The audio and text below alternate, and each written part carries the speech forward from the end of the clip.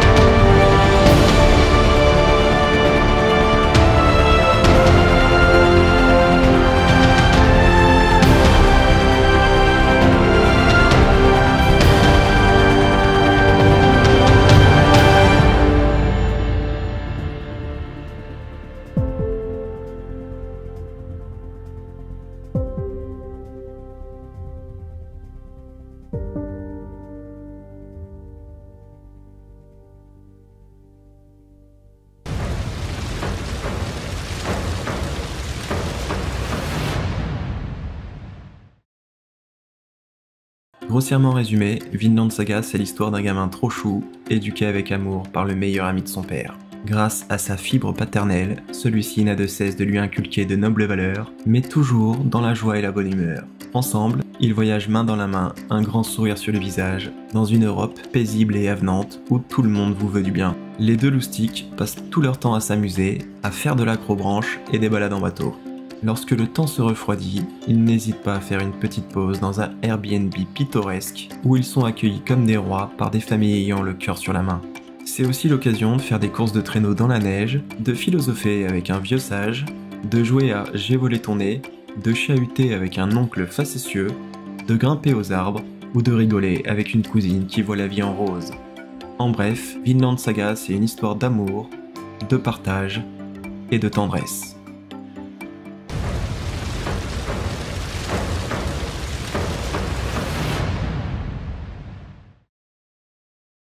Le bétail meurt, les parents meurent, tout homme est mortel.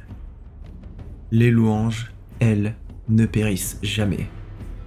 Tout comme la noblesse d'un nom. Le Havamal.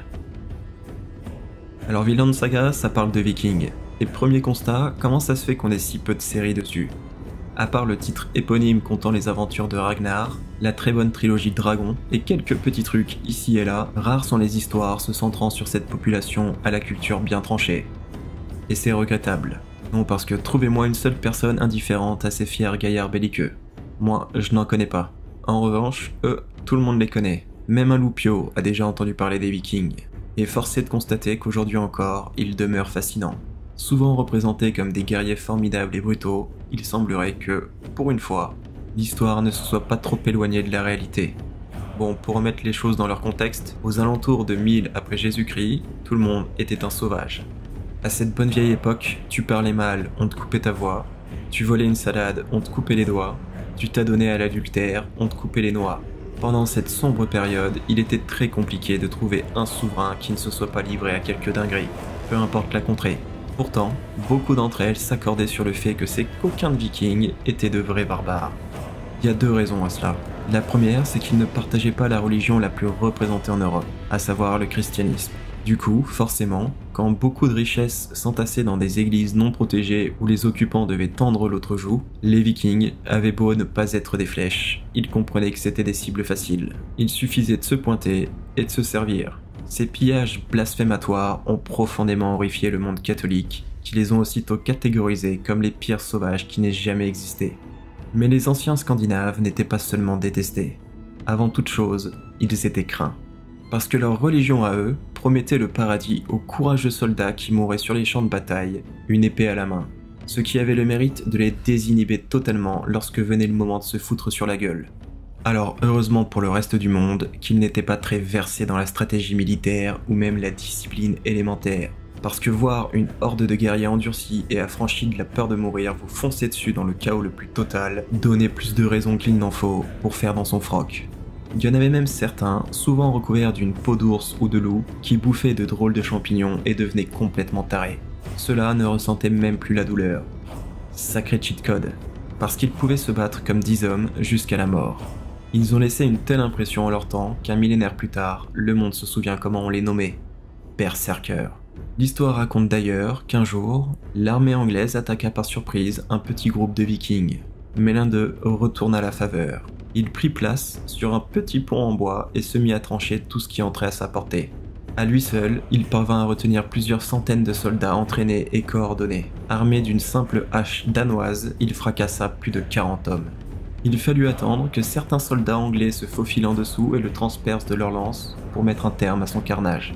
Et l'histoire n'a même pas pris la peine de retenir le nom de ce viking. Imaginez alors de quoi étaient capables ceux dont elle se souvient.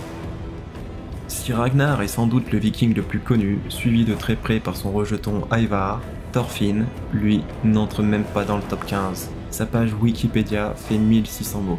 Ce qu'on retient de Thorfinn Thordarson, c'est d'abord son surnom, Karlsefni, qui signifie l'étoffe d'un homme. Mais aussi qu'il était le compagnon de voyage de Leif Erikson, celui rentré dans la légende comme le premier Européen à avoir foulé le continent américain, celui qui a découvert le Vinland. Et ouais, prends ça dans les dents, Christophe Colomb. À la manière de l'excellent Kingdom, l'auteur a choisi pour raconter son récit historique le point de vue d'un des protagonistes les moins connus, ce qui lui offre un terreau parfait pour laisser parler son talent. Et du talent, Makoto Yukimura en a à revendre. Même si cela reste romancé, manga oblige, peu de scènes ont su mieux capturer l'essence des Vikings que la première double page du premier chapitre de Vinland Saga. Alors l'anime a pris la liberté de modifier l'ordre en mettant ce qui était un flashback au tout début. Mais dans l'œuvre originelle, c'est ce fameux moment qui ouvre le bal. Celui où Askeladd surfe sur ses dracars portés par une douzaine de guerriers prêts à en découdre. Cette double page est une promesse. J'en ai déjà parlé dans une autre vidéo et j'ai pas envie de me répéter, mais même sans être émotionnellement investi dans les personnages qu'on ne connaît pas encore, difficile de rester de marbre face à un tel spectacle. Je ne saurais dire pour les autres, mais moi, c'est le moment qui m'a convaincu. Le moment où j'ai embarqué. Celui qui m'a fait réaliser, en mon fort intérieur, que j'en aurais pour mon argent. Que l'auteur savait ce qu'il faisait. Oui, ça ne lui a pris que 45 pages pour me séduire. Et ce n'est pas un coup d'essai. Makoto Yukimura a commencé sa carrière avec Planet, un très bon manga de science-fiction adapté en animé par Sunrise en 2003. On suit un petit groupe d'éboueurs de l'espace dont la mission est de récupérer les innombrables débris pour un salaire de misère. L'œuvre commence doucement, mais gagne en puissance tout du long. Action, romance, drama, elle témoigne de la large panoplie de Yukimura, comme de sa maturité émotionnelle. Ensuite, après un petit one-shot sur un samouraï du Shinsengumi, les unités d'élite de la police de l'époque, Yukimura décide qu'il est temps. Inspiré comme beaucoup d'autres par Ken le Survivant, il a toujours voulu créer une série qui parlerait de force et de justice. Fasciné par les Vikings depuis sa tendre enfance, notamment grâce à Vicky le Viking, il a toujours eu l'envie de parler de ces guerriers légendaires. Et, après quelques recherches, un beau jour, il tombe sur l'histoire de l'un d'eux. Olaf, premier roi de Norvège. Olaf Tryggvason est le fils du roi du Viken, une importante région de Norvège, et le petit-fils de Harald Fairhair, le premier homme à avoir unifié la plupart des tribus vikings du pays. On pourrait penser qu'il partait gagnant dans la vie, mais pas vraiment. Son père se fait tuer peu après sa naissance, par son oncle direct, un move on ne peut plus classique à l'époque. Olaf, 3 ans, embarque sur un navire marchand avec sa mère Astrid et son père adoptif Thorolf. Manque de bol, il croise la route d'un drakkar estonien et tout l'équipage est soit tué, soit réduit à l'esclavage. Ce sera la dernière fois qu'il verra sa mère. Embarqué de force, le jeune Olaf est d'abord vendu à un certain Clercon pour une bière et un mouton. Son nouveau propriétaire a bénéficié d'un tarif de groupe, mais il juge Thorolf trop vieux et le tue sommairement devant les yeux d'Olaf. Le gamin est ensuite revendu contre une cape, mais plutôt stylé, il faut bien l'avouer. Il connaît plusieurs années de servitude avant qu'un homme, Sigurd Eriksson, collectionneur de taxes pour Vladimir Ier, grand prince de la Russe de Kiev, se ramène à l'improviste. Il n'est d'autre que le frère d'Astrid, et donc l'oncle d'Olaf. Le gamin lui raconte son histoire. Horrifié, Sigurd le rachète pour lui rendre sa liberté et le ramène dans le royaume de Vladimir Ier afin qu'il bénéficie de sa protection. En grandissant, Olaf montre de sacrées dispositions à l'épée. Il devient très vite le chef de la garde personnelle de Vladimir. Un jour, alors qu'il se baladait sur un marché, Olaf tombe par hasard sur Clercon, son ancien propriétaire et meurtrier de son père adoptif. Ni une ni deux, il lui plante sa hache dans le crâne. Ce qui crée comme un malaise sur la place de marché. Guerrier accompli, la très forte popularité de Olaf ne fait que grandir parmi les hommes de Vladimir, ce qui pousse ce dernier à s'en éloigner. Alors, Olaf décide de partir.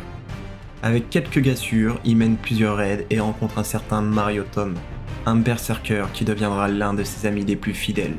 Un jour, il débarque sur les îles Scilly. Il entend parler d'un devin qui y vit. Joueur, Olaf souhaite le tester et envoie un de ses hommes se présenter comme lui. Mais le devin ne se laisse pas tromper. Olaf va alors à la rencontre de l'ermite, convaincu d'avoir affaire à un vrai devin. Ce dernier lui fait alors une prédiction. Tu deviendras un roi remarquable et tu accompliras une œuvre éminente. Tu conduiras beaucoup d'hommes à la foi et au baptême. Et de la sorte, tu viendras en aide aussi bien à toi-même qu'à de nombreuses autres personnes. Et afin que tu ne doutes pas de mon oracle, reçois-en cette preuve. Quand tu rejoindras tes navires, tu devras faire face à des trahisons et à des bandes ennemies. Un combat s'engagera au cours duquel tu perdras quelques-uns de tes hommes et tu recevras toi-même une blessure d'une gravité telle qu'elle te paraîtra mortelle.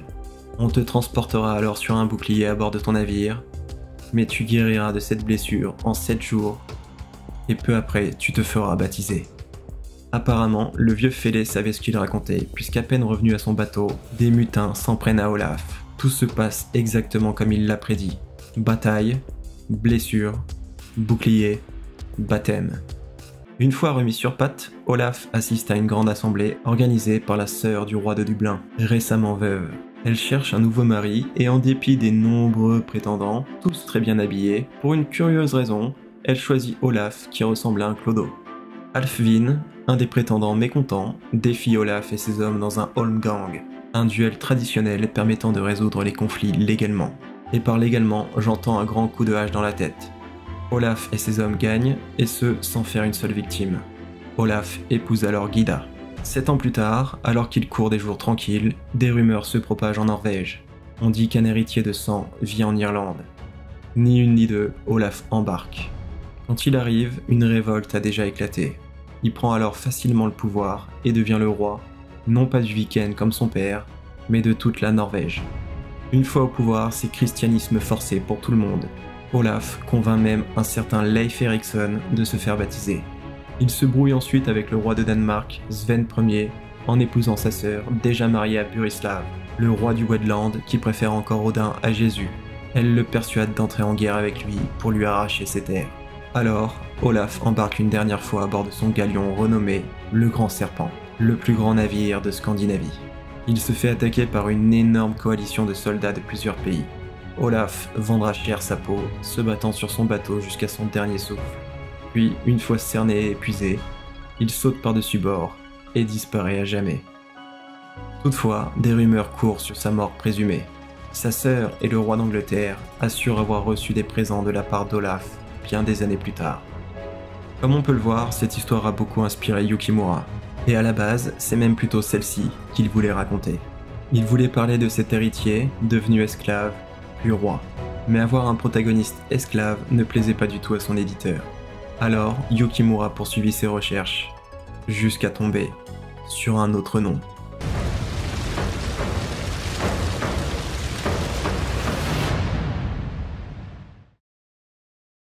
Un homme, esclave de l'or, tient un fouet et frappe l'esclave qu'il a acheté avec cet or, clamé qu'il est le maître.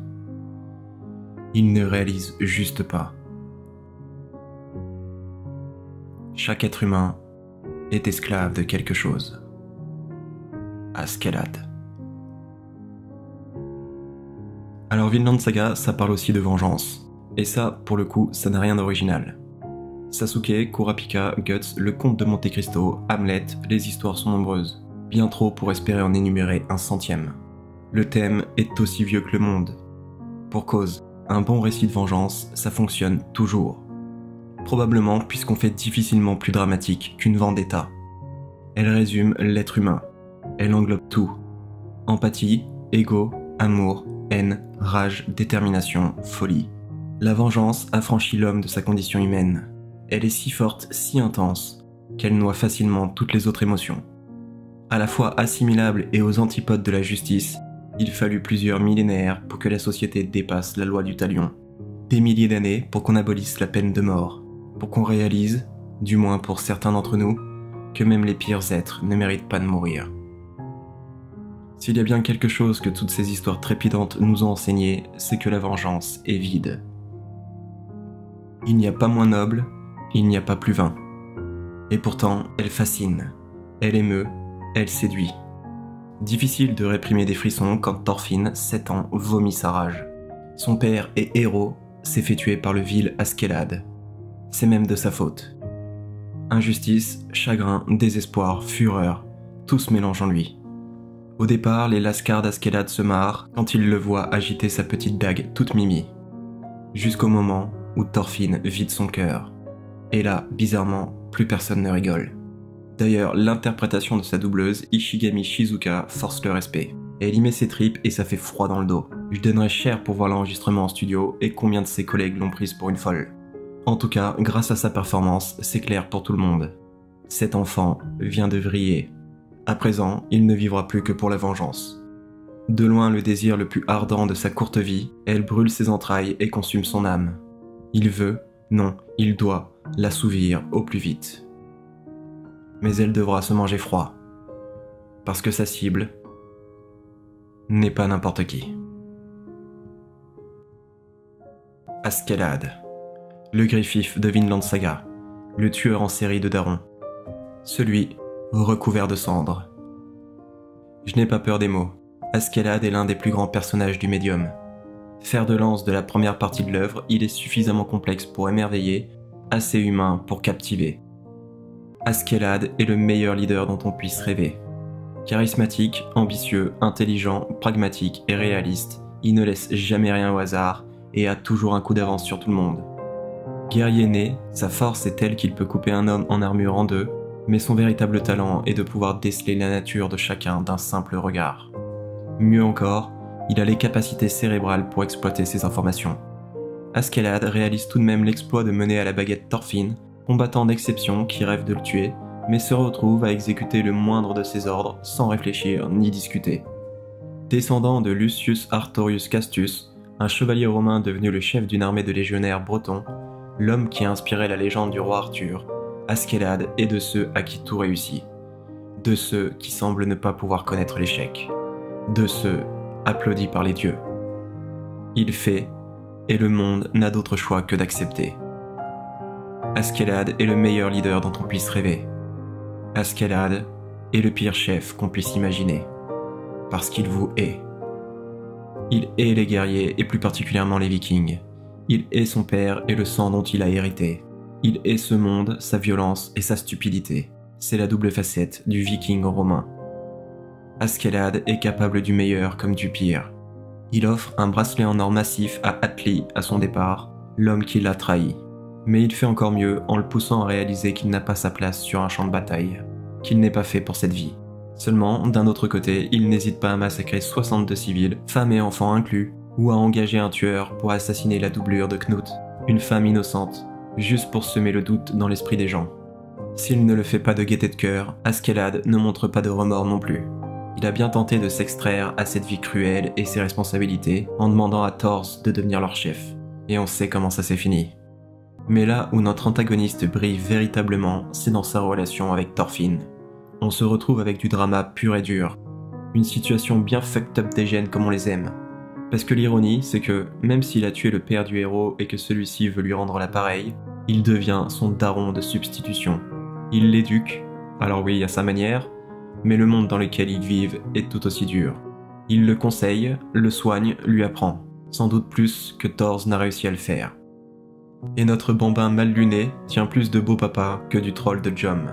Si Ascalad réalise probablement l'ironie de la situation, cela échappe totalement à Thorfinn, qui n'est qu'une contradiction sur pattes. Il veut plus que tout le tuer, mais le sauve des griffes de Thorkel, un monstre qu'il n'hésite pas à affronter à plusieurs reprises. Et lorsque, ensemble, ils parviennent à s'en défaire, c'est bien lui qui vient lui toucher l'épaule amicalement et lui tirer sa manche à la manière d'un fils timide, pour qu'il s'échappe. Ensemble.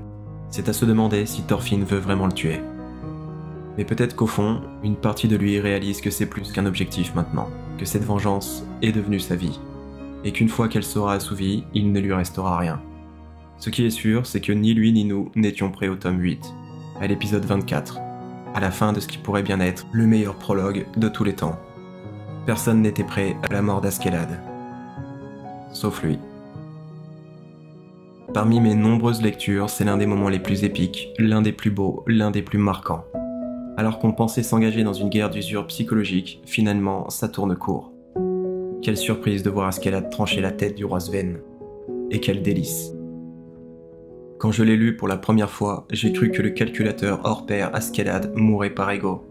Alors qu'il avait démontré jusqu'ici une parfaite maîtrise de ses émotions, un pragmatisme et une froideur sans faille, pour moi, c'était la première fois qu'il montrait son humanité. Ses faiblesses. Je trouvais ça incroyablement bien écrit qu'en dépit de sa haine pour ces barbares de vikings, avec leur sens de l'honneur stupide, il meurt comme l'un d'entre eux, parce qu'il n'a pas pu ravaler sa fierté. Alors que tous ses plans se déroulaient sans accroc et qu'il avait encore plus d'un tour à jouer, lorsqu'il pète les plombs au pire moment, j'ai cru déceler le véritable Ascalad, le descendant d'Artorius. Sa vie culminant pour ce seul instant. Un moment de chaleur intense que même lui n'a pas su réfréner. De l'ordre du feu qui brûle en Thorfinn depuis tout ce temps. Mais je l'avais sous-estimé. Au second visionnage avec l'animé, j'ai réalisé qu'il était resté fidèle à lui-même jusqu'au bout. Acculé dans un dilemme impossible par le roi Sven, il utilise son gigantesque cerveau pour trouver la seule et unique solution. Celle que personne n'a vu venir. Celle lui permettant d'obtenir tout ce qu'il souhaite. Ascalad fait, et le monde n'a d'autre choix que d'accepter. Au final, je pense quand même que ma première lecture avait du vrai. Il suffit de voir sa tête pour comprendre qu'il ne se contrôle pas comme d'habitude. Le pays de Galles est sa contrée, son havre de paix. Un endroit qu'il ne laissera personne toucher. Seulement, on parle ici du seul homme capable de contenir une telle rage en lui, capable de la mettre à profit pour trouver l'unique échappatoire. Et se sacrifier pour protéger son pays n'est même pas une considération. Parce qu'Ascalad est le descendant de Lucius Artorius Castus. Parce qu'Ascalad est resté cet enfant bercé par sa mère. Et tout ce qu'il n'a jamais souhaité, c'est la rendre fière.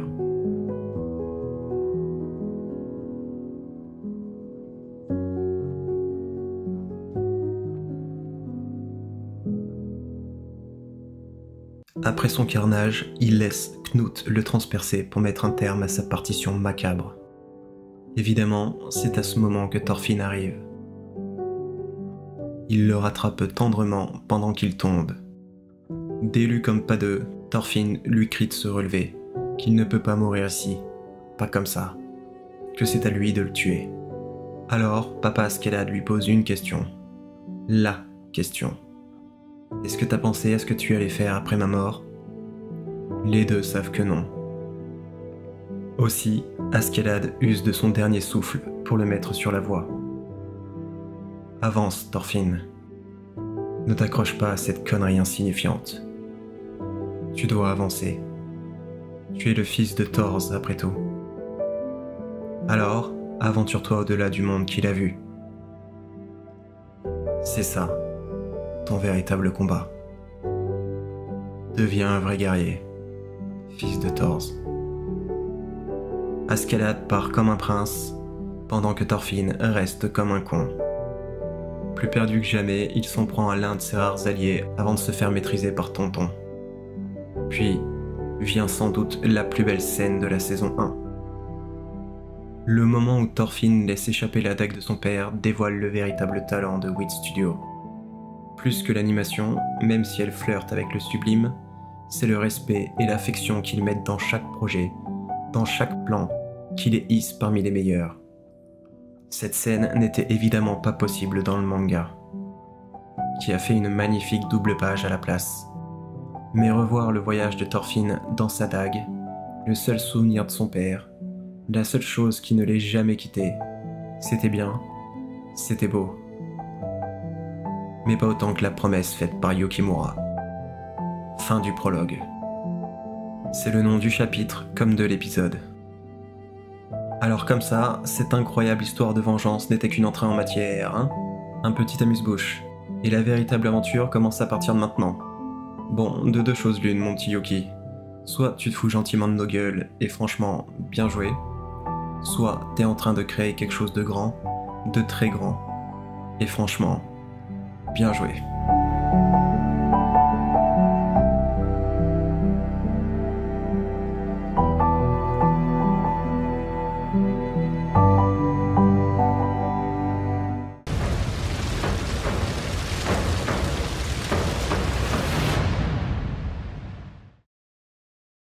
Tu n'as pas d'ennemi. Personne n'a d'ennemi. Il n'y a personne que tu devrais blesser. Thors a son fils, Thorfinn. Enfin, Vinland Saga, ça parle aussi du Valhalla, de la mort, de la vie et de tout ce qu'il y a entre. Des leçons enseignées par certains, des erreurs commises par beaucoup, et des renaissances vécues par quelques-uns. J'en ai compté 4 ennemis perso, et on va le faire par ordre chronologique. Le premier à connaître une révélation n'est d'autre que Thors, le plus grand guerrier de cette génération. Celui qui s'est hissé au sommet de la chaîne alimentaire à la force de son épée. Celui qui, après avoir tranché en deux un quart de la population, réalise subitement que c'est pas gentil de tuer des gens. Sacré comble. Aussi décide-t-il de se faire la malle pour s'exiler sur un iceberg qu'on appelle Islande. On passe d'un viking qui se contrefout de son premier gosse à un gros nounours qui ne ferait pas de mal à une mouche. Quelqu'un qui rachète un esclave mourant au prix fort juste pour lui offrir quelques heures de paix. Un gars qui, même lorsque lui et son fils sont pris pour cible par une centaine de soldats avides de sang, veille à ne pas en tuer un seul. Bref, un vrai guerrier. Thors tente d'enseigner la leçon de sa vie à son fiston, mais celui-ci n'est pas franchement réceptif. Il a d'ailleurs dû se retourner dans sa tombe entre 200 et 300 fois en voyant Thorfinn poignarder tout le monde à tout va dans le but de le venger, lui, l'homme ayant le plus profond respect pour la vie. Sacré comble. Sans doute que lorsque Thors lui dit qu'un vrai guerrier n'a pas besoin d'épée, le jeune Thorfinn se dit « Ok, message reçu, je vais utiliser des dagues alors ». Et quand il lui a dit qu'un homme n'avait pas d'ennemi, il a décidé de devenir une bête sauvage. C'est regrettable, c'est la vie. Si le changement opéré par le troll de Jom était brutal, que dire de celui de Knut ? On passe de prince timoré et fébrile à un type qui fait un gros câlin à un berserker incontrôlable, à un homme qui décide de créer un paradis pour ses tarés de vikings, à un roi qui part en croisade contre Dieu. Et tout ce dont il a eu besoin, c'est d'une première leçon par le tueur de Daron en personne, et d'une seconde par un prêtre alcoolo. L'amour, selon Willibald, est un moment fort. Franchement, j'y connais rien en philo, donc je ne saurais dire si l'idée provient de Yukimura, de Platon ou un autre, mais j'ai trouvé cette réflexion fascinante. Pour lui, la tendresse d'un père, les liens fraternels et toute attention ou démonstration d'affection ne sont que discrimination. L'amour, le vrai, est inconditionnel. Les gens devraient aimer chaque sauterelle, chaque nuage, autant que ses propres enfants. Oui, bon, en même temps, je rappelle qu'il passe tout son temps à picoler celui-ci, hein, donc on ne devrait peut-être pas non plus trop le prendre au sérieux. Ah, trop tard. Knut est conquis. Un clochard vient littéralement de traiter Ragnar, son véritable père, de raciste, mais visiblement, ça l'a convaincu.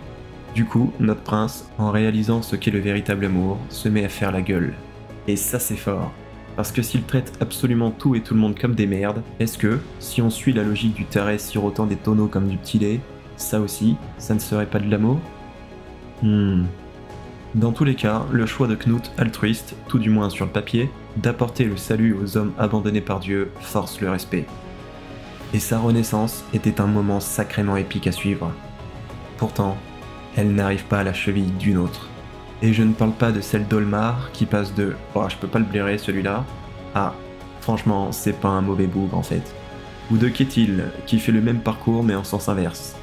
Je parle évidemment de la renaissance que connaît Thorfinn au cours de la 2e saison. Dire que j'ai entendu que certains l'ont trouvée décevante cette saison 2. Est-ce qu'on a vu la même ? La cuisson est peut-être un peu lente, mais c'est nécessaire. Tout le monde sait qu'une vengeance est un plat qui se mange froid, et tout le monde sait que plus on cuit une viande, et meilleure elle devient. Alors, let him cook, et vous serez récompensé. Sans surprise, Thorfinn, devenu esclave, est vide. Ce n'est pas surprenant, mais qu'est-ce que c'est triste. Ceux qui se sont attachés aux protagonistes ont vu leur cœur se serrer lorsque, sans expression, Thorfinn se propose pour être tué par le jeune maître.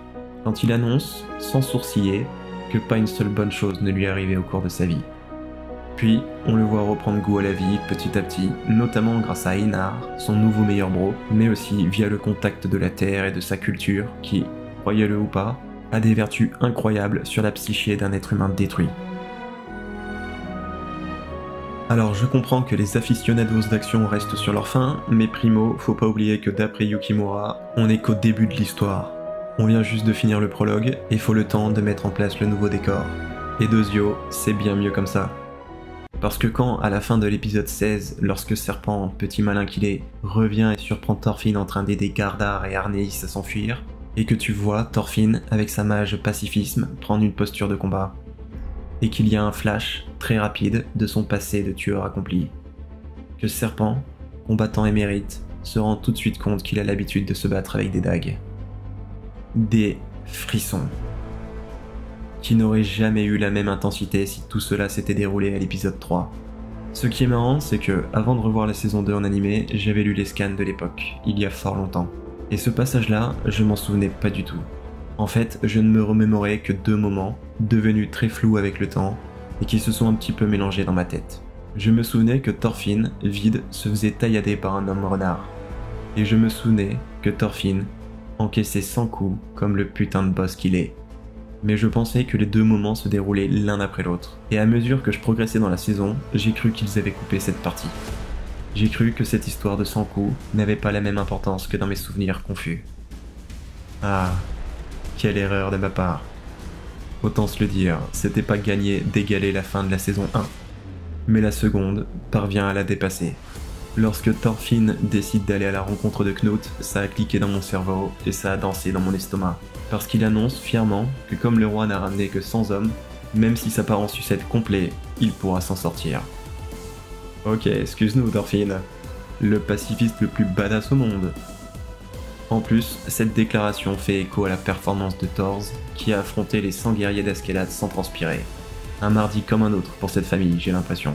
Je vous le dis, je n'ai jamais compris la fierté d'un parent. Je me suis toujours demandé comment est-ce qu'on pouvait être fier pour les autres. Jusqu'à ce que vienne le plus beau moment de la saison 2.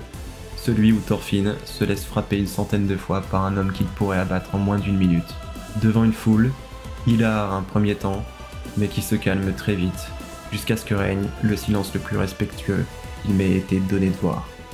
Cette fois, ce n'est plus la rage de Thorfinn qui gagne le respect des vikings belliqueux, mais bien le contraire. Son absence, le calme olympien, couplé à ses prouesses martiales qu'il démontre.